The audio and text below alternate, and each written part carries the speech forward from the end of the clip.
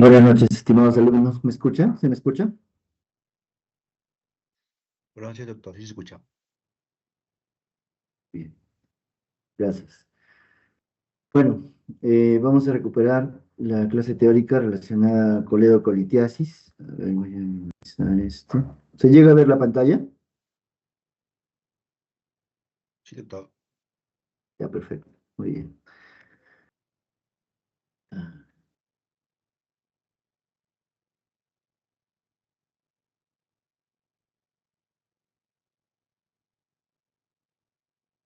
Eh, Muy bien. Entonces, recordando un poquito de la anatomía,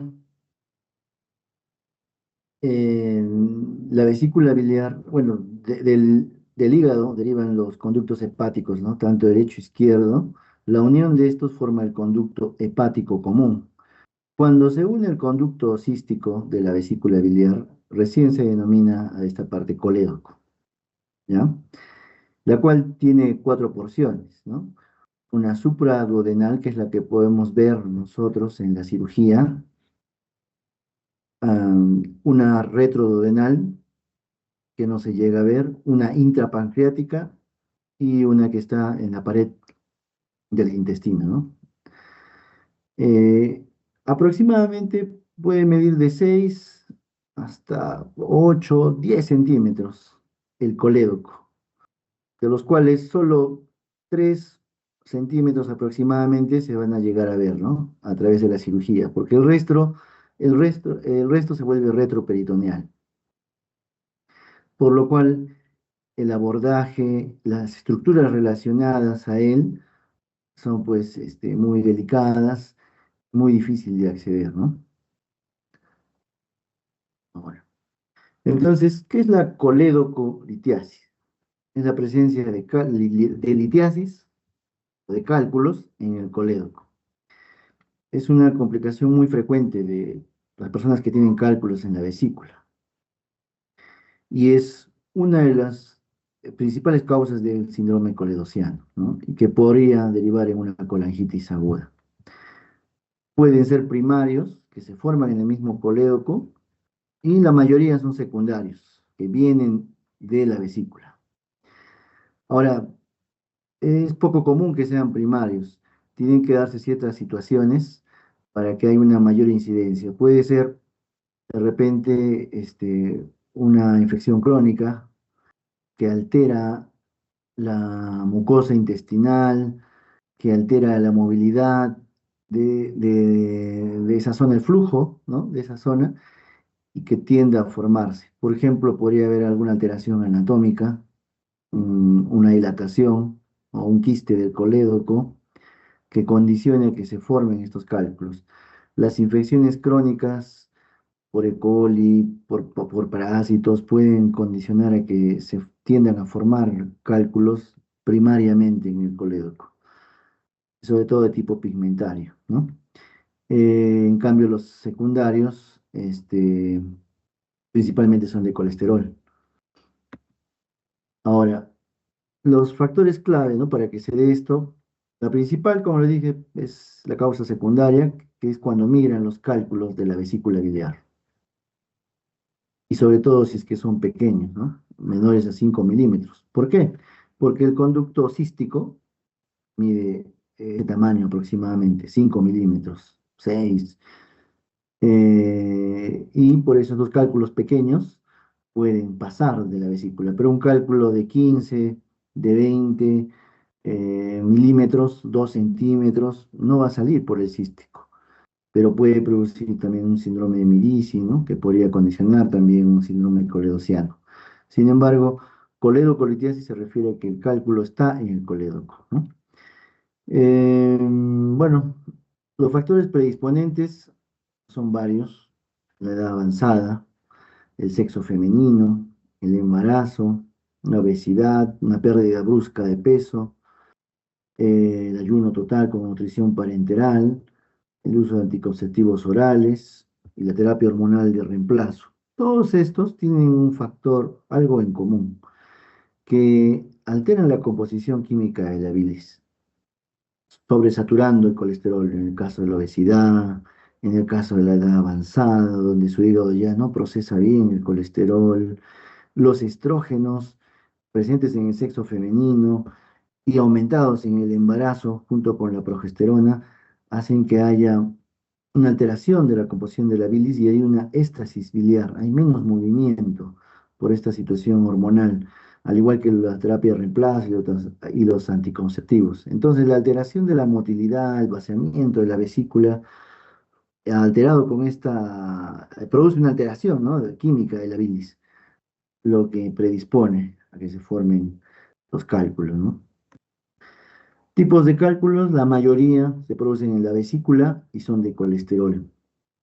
Hay un desbalance entre los ácidos biliares, el colesterol y la bilirrubina, y principalmente el colesterol, ¿no? Y esto hace que se formen cristales que tienden a formar cálculos en la vesícula, y estos migran hacia el colédoco. Por eso la mayoría de los cálculos del colédoco también son de colesterol, ¿no? Al igual que los de la vesícula. Pueden haber también cálculos pigmentarios, principalmente por bilirrubinato de calcio, ¿no? Y también pueden haber cálculos mixtos. La prevalencia mundial global de la coleocolitiasis es entre el 8 al 18%, ¿no? Y la mayoría, pues, son asintomáticos. La mayoría. Un porcentaje puede derivar de los cálculos en la vesícula, ¿no? Entonces, ¿qué porcentaje? De un 8, un 12 o 18%, ¿no? Entonces, por ejemplo, en Europa, ¿no? Es similar, ¿no? La prevalencia es de un 10 al 15% en pacientes con litiasis vesicular. O sea, de los pacientes que tienen litiasis vesicular, que se estima que es de un 6 a 10%, depende de la bibliografía, ¿no? A nivel mundial, de estos, un 10 a 15% desarrollan coledocolitiasis, ¿no?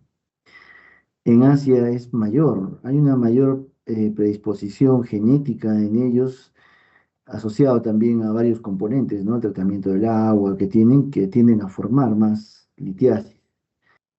En África, al contrario, ¿no? Ven valores disminuidos.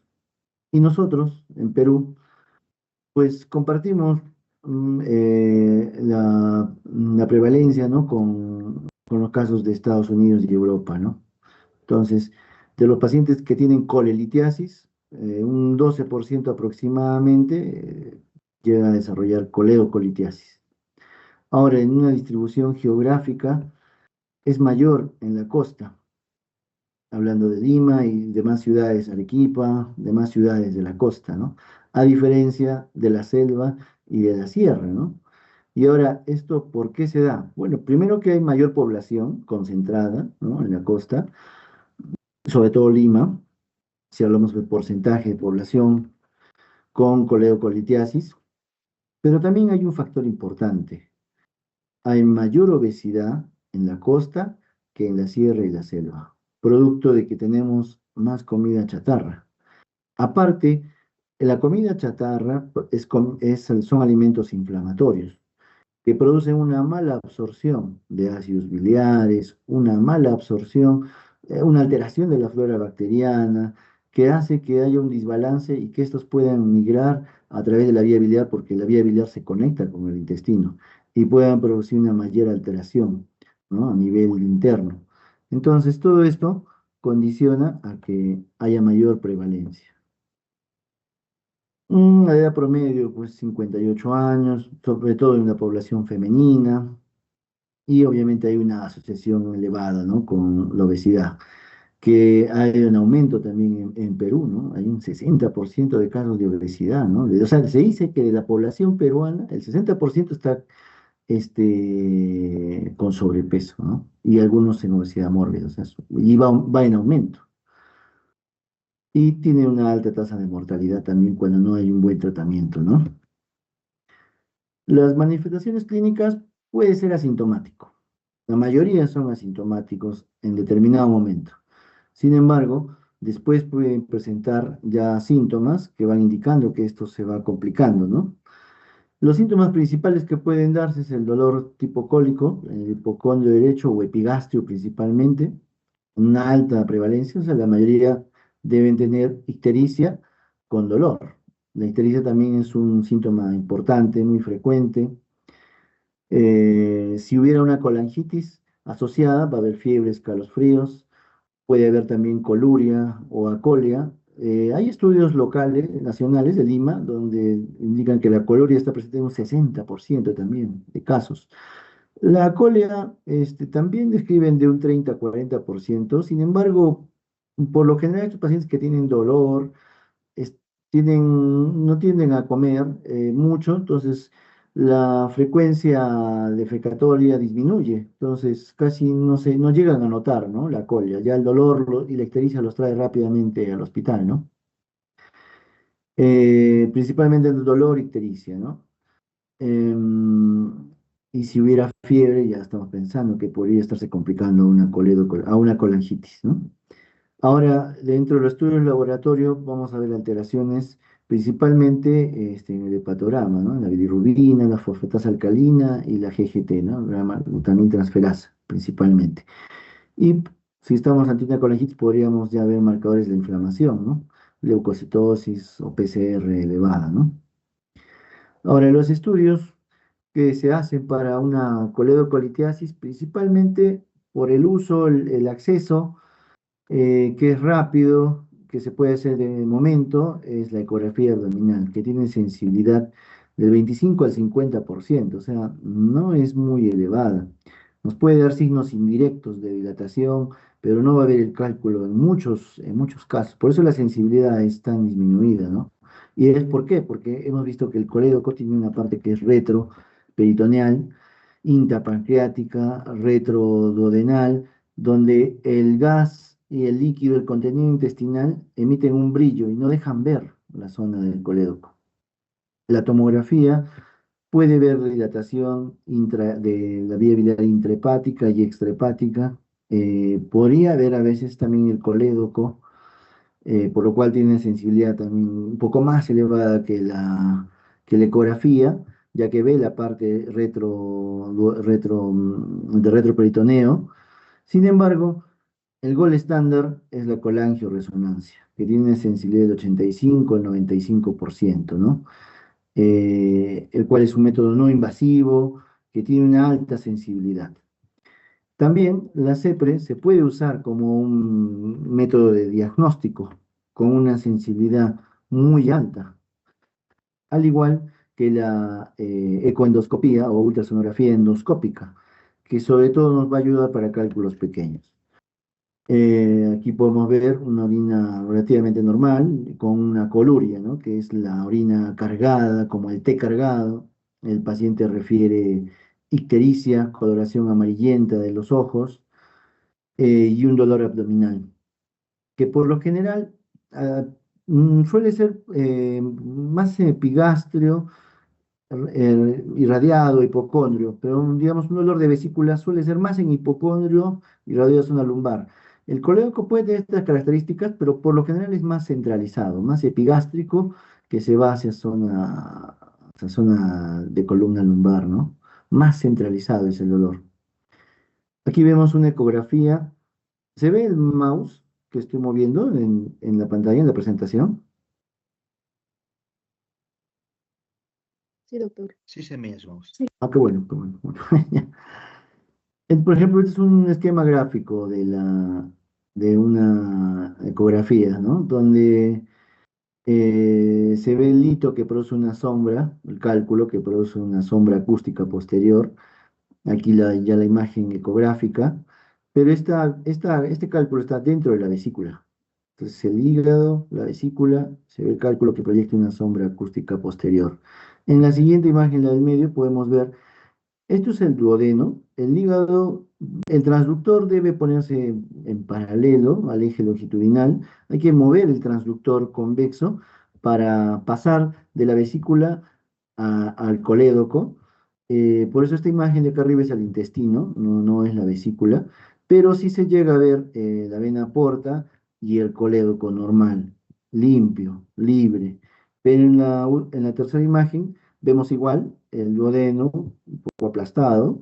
Y aquí vemos el colédoco con dos imágenes, dos litos que producen sombra acústica posterior. Entonces, este sería el diagnóstico de una coledocolitiasis. Muy bien. También Y un método que es muy específico, muy preciso, es la resonancia, donde podemos ver el contraste que llega al intestino, se disuelve el intestino, dibuja la vía biliar y se ve una imagen graficada, ¿no? Como el coledocolitiasis. O en otros casos, no se ve un pasaje de contraste por la vía biliar, se ve una imagen como de pata de cangrejo, como las tenazas de un cangrejo, que indican que hay un cálculo que no deja pasar, ¿no? El contraste. En este caso se ve la vesícula, se ve la pata de cangrejo correspondiente a la coledocolitiasis.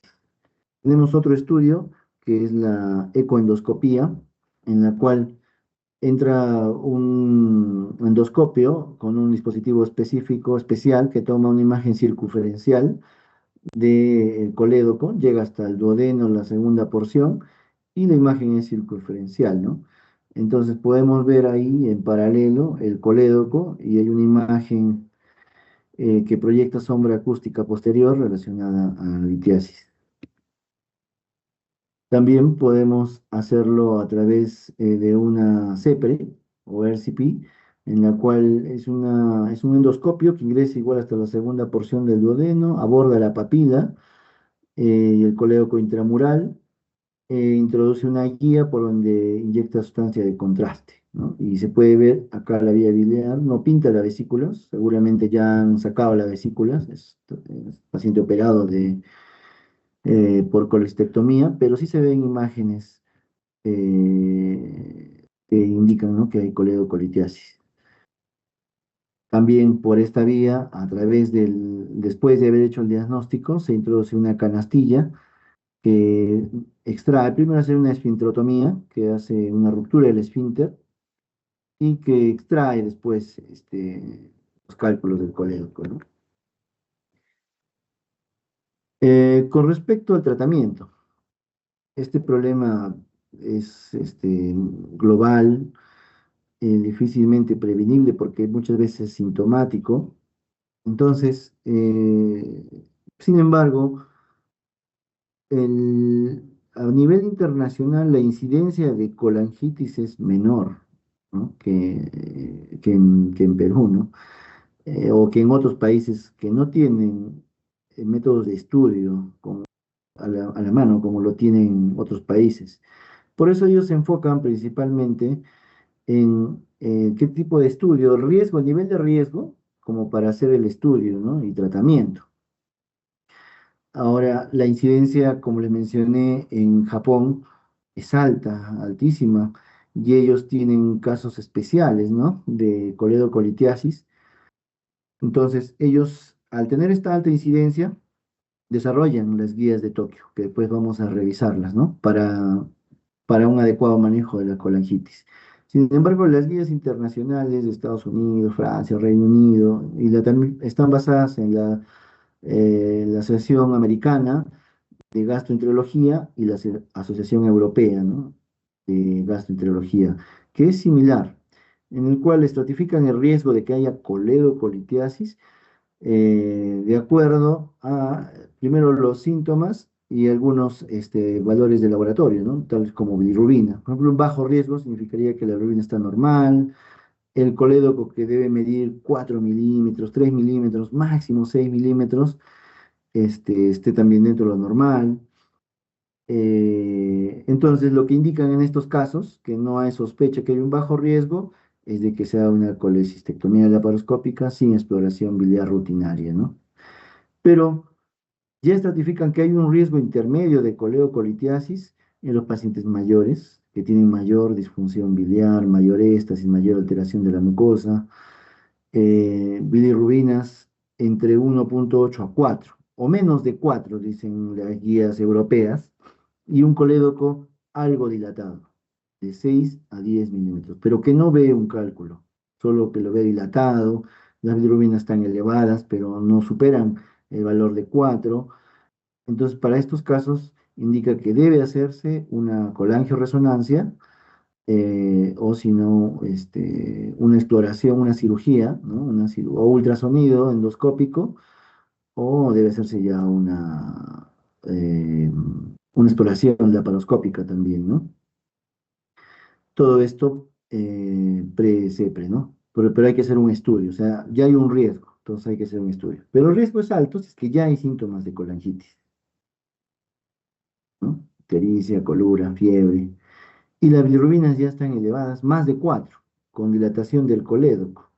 Entonces, en estos casos que el riesgo ya hay una colangitis, que la bilirrubina está muy elevada, con dilatación del colédoco, hay que hacerle una CEPRE inmediata, ¿no? Menos de 24 horas.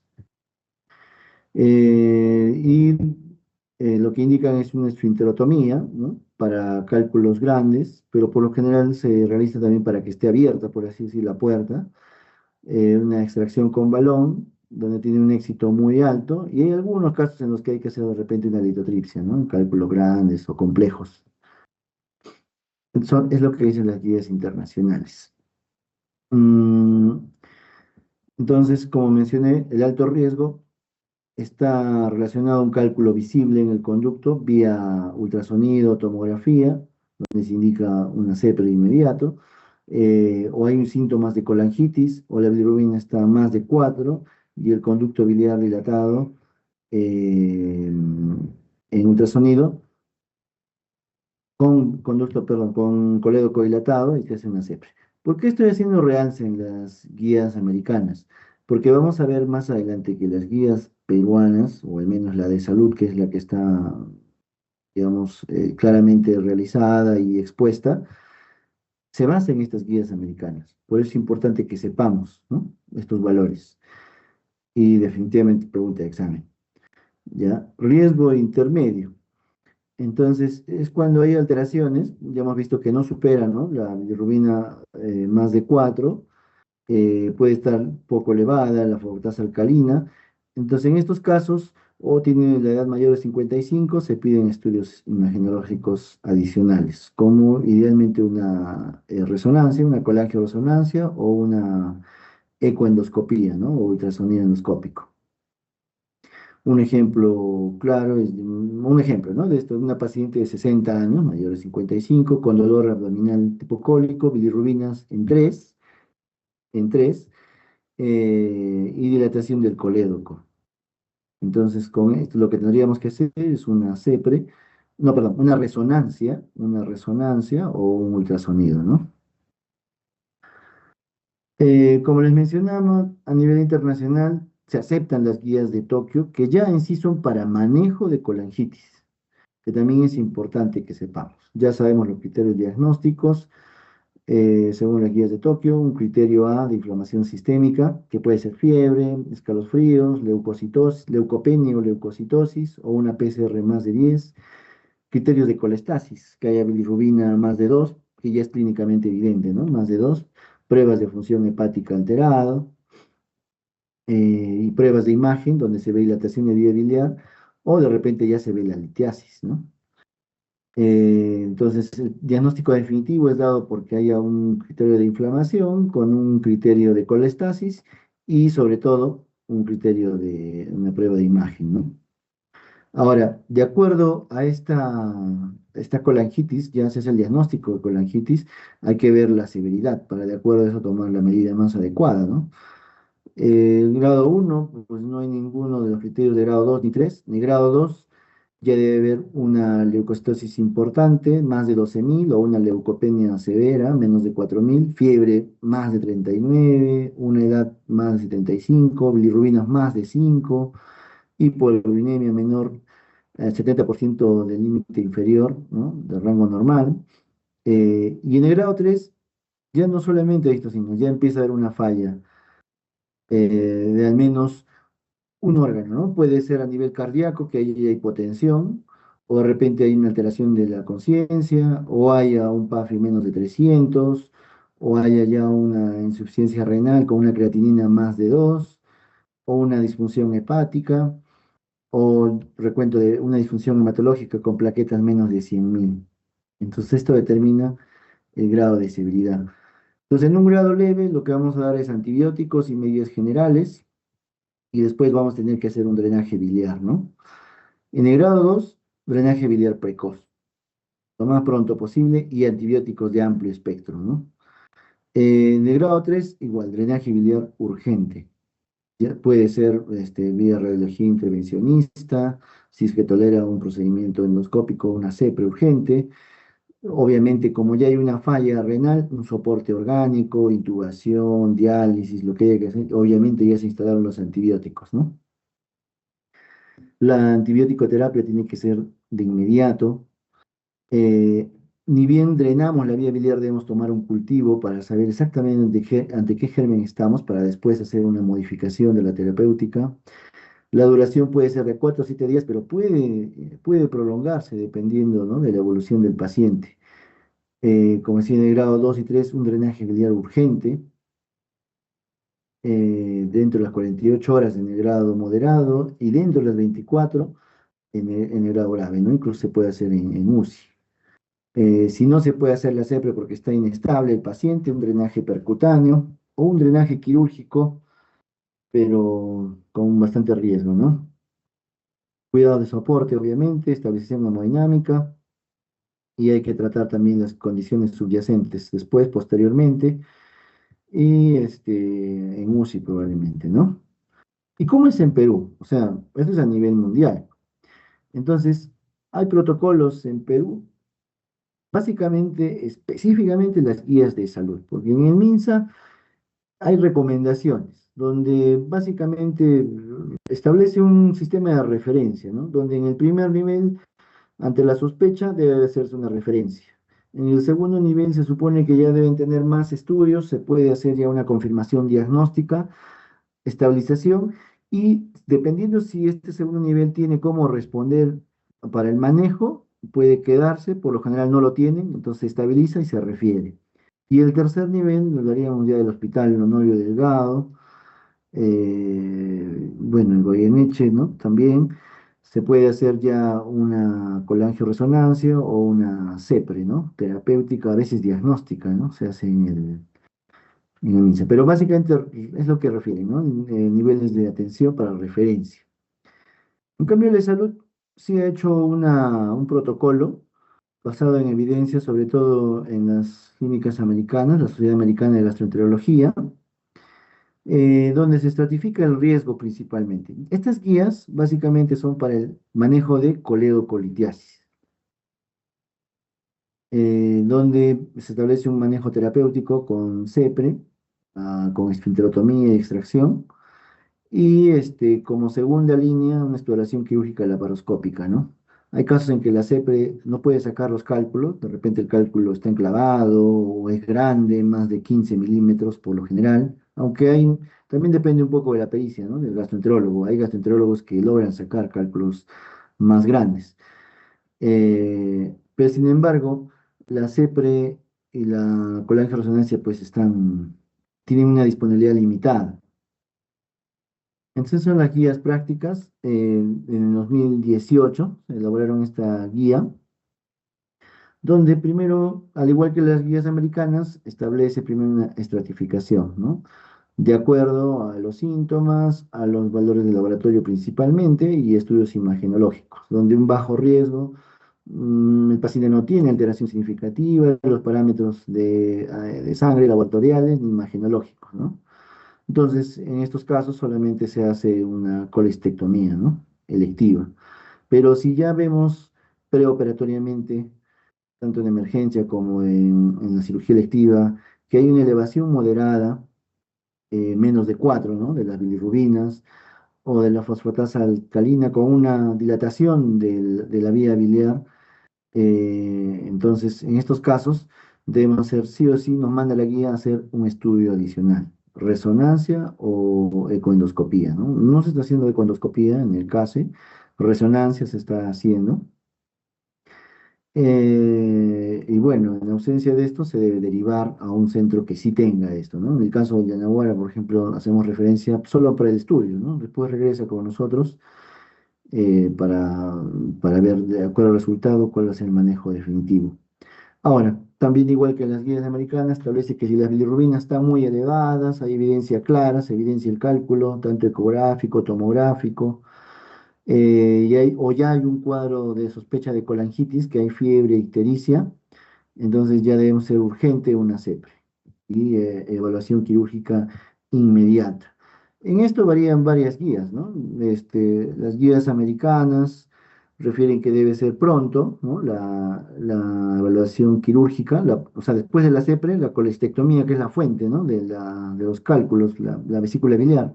Pero las guías europeas dicen hasta 14 días, las guías o las actualizaciones japonesas indican que sea de inmediato. En Japón, el cirujano hace la endoscopía, tiene las facultades para hacer endoscopía, ¿no? A nivel legal y de capacitación. Entonces, el cirujano hace la CEPRE, inmediatamente se cambia y hace la colecistectomía. Eh, bueno, y obviamente hay que priorizar los recursos, ¿no? Ahora, si ya hubiera algún signo de que hubiera signo de colangitis, las guías de salud se basan en las guías de Tokio, ¿no? Donde indican que cuando hay sospecha, ¿no? de esto, debe iniciarse antibiótico terapia. Sin embargo, recomienda que debe estar la infección bacteriana confirmada, ya que promueve también el uso racional de antibióticos, ¿no? Que lo veremos posteriormente. Los esquemas recomendados para casos leves o moderados, según la estratificación de la guía de Tokio, se pueden usar cefalosporinas o amoxicilina más sulbactam. Y en casos graves, piperacilina tazobactam, ¿no? Que es lo que tenemos a la mano. Meropenem también se puede usar, aunque hay que hacer una buena evaluación de la función renal. Y si no hubiera, porque hay hospitales que no tienen piperacilina tazobactam, tipo Escomel, digamos, o Mollendo, se puede usar quinolona más metronidazol, ¿no? Y si hay una infección nosocomial agregada, pues va a depender, ¿no? de la infección nosocomial y se puede agregar vancomicina, ¿no? La duración, tal cual las guías de toque pueden ser de 4 a 7 días según evolución clínica, adaptadas al peso por kilo de peso. Ay, perdón. eh, de peso, ya. Y legalmente tomar cultivos en el momento del drenaje y después ajustar los resultados o el antibiótico terapia de acuerdo a los resultados microbiológicos, ¿no? Se recomienda la analgesia, sobre todo AINES como primera línea y antiespasmódicos como segunda línea, ¿no? Eh, bueno, conclusiones. La coledocritiasis es un problema bastante importante. Lamentablemente, la incidencia va en aumento por el retraso en el manejo de los cuadros de colecistitis, que obedece pues a varios factores, ¿no? Principalmente de disposición de insumos para operar, para hacer el estudio de estos pacientes. Y la mortalidad es alta. Y la evolución de una colangitis es muy tórpida. En 6 a 12 horas están en shock séptico, sin respuesta incluso, ¿no? Entonces, debemos en los pacientes con coleocolitiasis estar muy atentos de los síntomas de la evaluación clínica.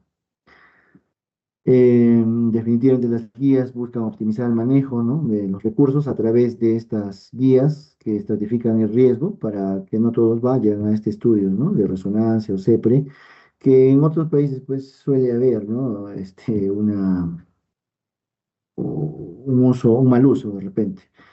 En el caso contrario, nosotros que tenemos poco acceso a esto, ¿no?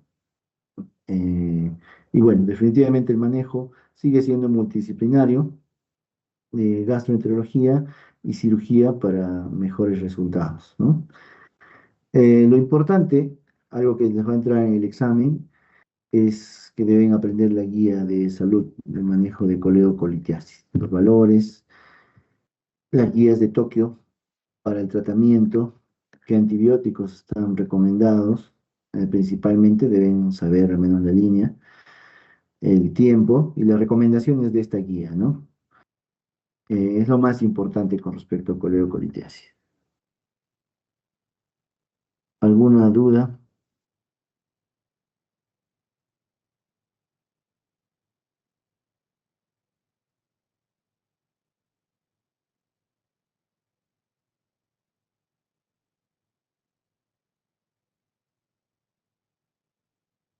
Ya no hay ninguna.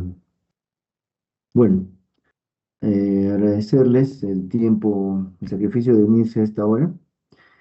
Y bueno, las diapositivas principalmente van a salir de estas, perdón, las preguntas van a salir de estas diapositivas, pero con enfoque a lo que les he dicho principalmente, ¿no? La guía de salud, que se basa en las guías americanas y en las guías de Tokio, principalmente, ¿no? Listo. Eso sería todo. Buenas noches. Doctor, una consulta. No es Claro. sobre la exposición, es sobre el seminario de la siguiente semana. Nosotros nos toca con usted justo el jueves 25 de septiembre. Es el tema de cirugía laparoscópica. Le envié un mensaje por WhatsApp. Estábamos pensando en armar nuestras diapositivas y mandárselas en el fin de semana para que las revise o No, sugiere o nos puede sugerir una sí. bibliografía. No, voy a darles unas sugerencias, para abordarlo, porque es muy general el tema, ¿no? Habría que hacerlo de algo más productivo para ustedes. Sí, yo les voy a dar las pautas. Yo creo que mañana, ahorita estoy un poco gripado, se me hace complicado, ¿ya? Sí, está Mañana bien. en la tarde, más tarde, les estoy compartiendo. Le envío un mensaje en la Sí, tarde sí, por para favor. hacer. No, Ok, envíenme un mensaje mañana. Mañana en la ok. mañana lo hago rápidamente, ¿ya? Ya, ok, doctor, gracias. Listo, ya. Muy bien.